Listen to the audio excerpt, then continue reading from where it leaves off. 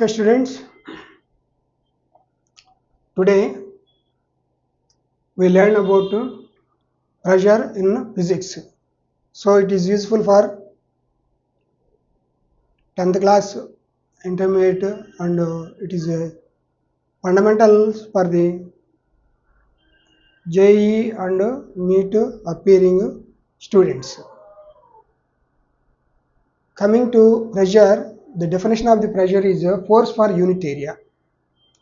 Force for unit area, or if a force acts perpendicular on a surface and is uniformly distributed over an area A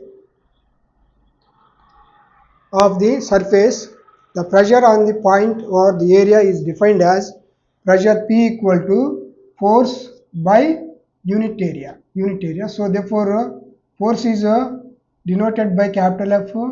Let us area is denoted by capital A. So therefore force units, we know that Newton's area equal to unit area, so it is 1 meter square.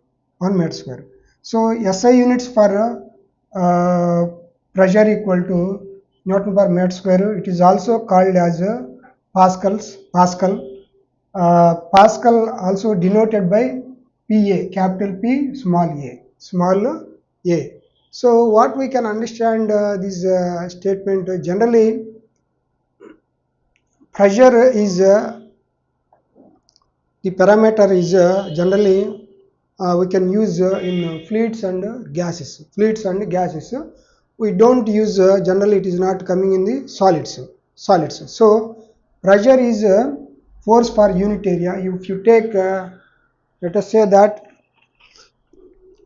this is the area, let us assume. So this is the object. This object is placed, this is the area, this is the bottom area, this is placed on this. So what is the area on which this object is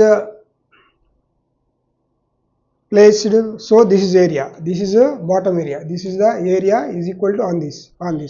So therefore on this area this object is placed, so this force is exerting on that area.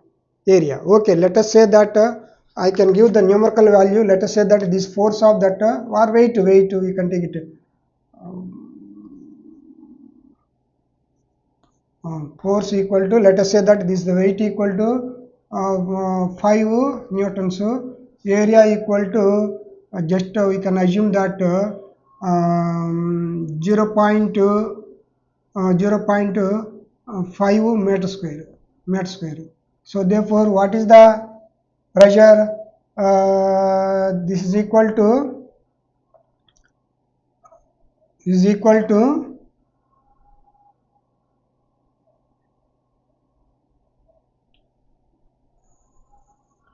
10 Newton per meter square or Pascal, Pascal. Or otherwise, if you see that, suppose this is the object, if I placed this object in this orientation, obviously it is occupied more space. You see here is the more space. So therefore what is happening? If you see that, let us say that this area equal to, let us say that that is a 2 meter square. Let us assume 2 meter square. What is happening here? So in this case, second case, weight is force is the same. So 5 newtons. So let us say that this is the 2 meter square. What is happening here? 2.5 Newton per meter square. You see here the difference is here, because the area is less, the pressure is more. The area is increased, the same weight, the pressure is decreased. Pressure is decreased. Newton per meter square or Pascal. So 1 Pascal equal to is important. 1 Pascal equal to 1 Newton per meter square. You have to remember that. And one more relation here.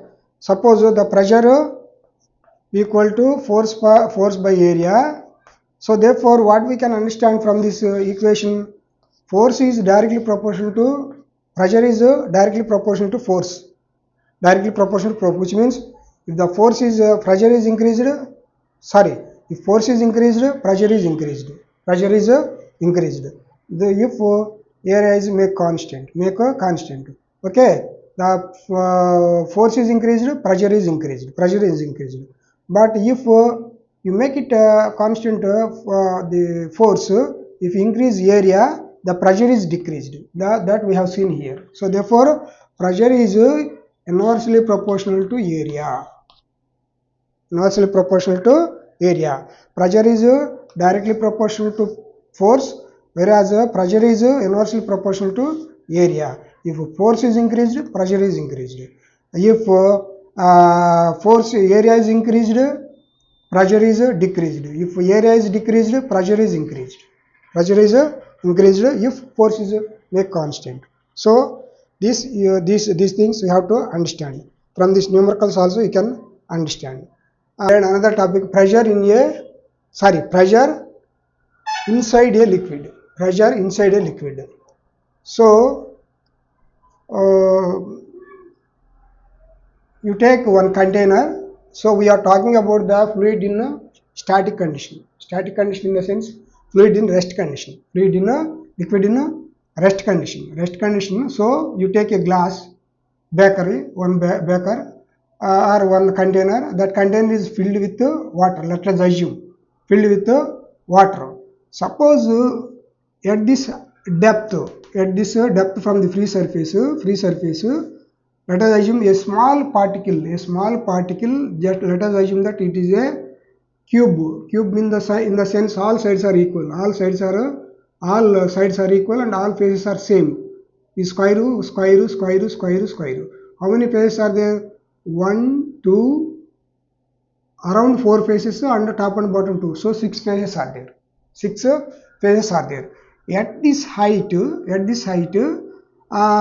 pressure is acting on the all faces same. All faces same. You can assume that this is very small object. You can assume a small object, or otherwise you can assume it is a water molecule. Let us assume that is in the cube shape. Let us assume, but it is not in the cube shape. But let us assume to understand the cube shape. So therefore, the pressure acting on the surfaces, same quantity of pressure acting in all the directions, same pressure is acting on this direction. One more point you can understand here, the pressure is acting perpendicular to any surface, that you have to understand. Suppose at this point, at this depth, let us assume that is a small particle, this is a cube, or otherwise some particle is put it here, a cube size object is put it here, a small one. So therefore at this height, because of this is the particle above this water, that water is exerted pressure on this surface. On this surface, that force is acting perpendicular to, the pressure is acting perpendicular to this surface. At that same time, you take this surface in this side, left to right, this surface. In this direction also the same pressure is acting, but this is acting perpendicular to this surface. First, otherwise you take perpendicular to board also, this surface, the pressure is acting perpendicular to this surface. What we can understand here, in this direction also bottom, the same quantity of pressure is acting bottom surface. So what we can understand here, on this element at this depth, a small element, so the pressure acting on all the surfaces same. At the same time, this object may be oriented in any direction. You can oriented in any direction. Not only this one, you take any direction. You can tilt like this also. The pressure always acting perpendicular to that corresponding surface. That you have to understand. We have to understand. So this object may be tilted in any direction. In that particular direction, of course, pressure is acting in all directions. Any direction, that pressure is acting perpendicular to that particular surface. Of course, it may be like this. It may be tilted like this.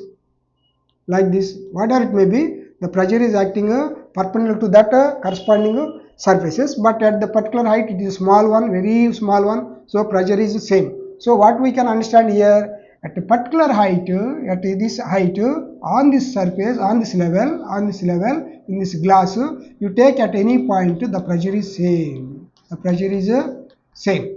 The pressure is same. At this level, the pressure at this point, at this point, at this on this surface, at this point, at this point, at this point, at this point, the pressure is same. The pressure is same. In case, suppose you get down, you suppose at this level, if you want to take pressure, obviously the pressure on this surface, the pressure is greater than P. Let us say that P is equal, let us say 5 Newton per meter square. So at this level, the pressure is increased. The pressure is increased. That pressure may be 7 Newton per meter square. Why? You simply understand, at this level, the water depth is increased. This is the H plus something X, or otherwise this is, so let us assume that this is equal to 5 centimeters. So the pressure is 5 Newton per mm square. Let us say that the depth is increased. Let us say this is 1 centimeter, 1 centimeter, sorry, meters, 1 meter. Let us assume the depth is increased. This is a common sense. The more fluid is acting compared to this one, the more fluid is acting on the surface, obviously pressure is increased. Pressure is increased. What we can understand, pressure is, force is increased, so area is remains constant, pressure is increased. The thing is that what we have to understand here, at this level, you take a small object here, object around this particle, the same quantity of pressure is acting. The pressure is acting perpendicular to the corresponding side, percent side. So therefore this is the level. At this level, the pressure is same. If here also pressure is same, here is pressure same. But thing is that as depth is increasing, pressure is increasing. It's simple common sense. If you get into the water, if you do go for deeper and deeper, above that water level is increased, above that water is acting on this head, on your head, the pressure is increased. Pressure is increased. Otherwise, you take a simple example. A person is here, put it here, one box, pressure is exerted on the surface contacted area, because this is the exerting the force, and then this is the surface area, surface area, so that the pressure is exerted. So otherwise you can put another box, same size of box. What is happening here? Here the pressure is increased because the height of the object is increased, so that pressure is increased. The force, this is the 1 Newton, this is 1 Newton, so that these two are added to 2 Newtons. You put it here, one more 3 Newtons. Area is same, so that pressure is increasing. So as height is increasing, pressure is increasing. The same concept I have explained here. You coming over here, the